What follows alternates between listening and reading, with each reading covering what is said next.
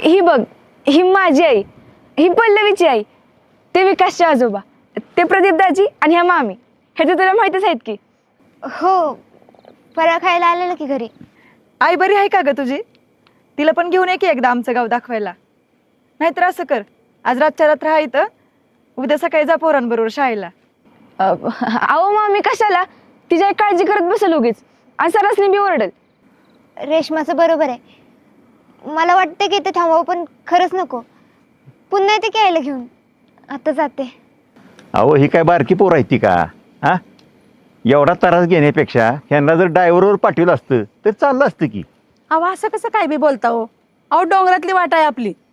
Sir, तुम्ही चौथा पोरांना सोडायला आला हे लय बरं झालं बरं का. नाही तर त्या ड्रायव्हर बरोबर पाठवलं असतं ना तर आम्हासनी काय पटलं नसतं. अहो असं कसं पाठवेन? शेवटचा विद्यार्थी घरी जाईपर्यंत आमची जबाबदारी आहे. चला. सर, लय भारी वाटते बघा. अहो यासने तर सांगायचंच राहिलं. सरासनी त्या नंबराचं काय कौतुक नाही, पण आम्हासनी लय आहे. आबा, नाना, अहो आमच्या नाटकाचा 2रा नंबर आला. आणि हो, अभिजितला अभिनयाचं सुद्धा पारितोषिक मिळाले. वा वा. छान छान.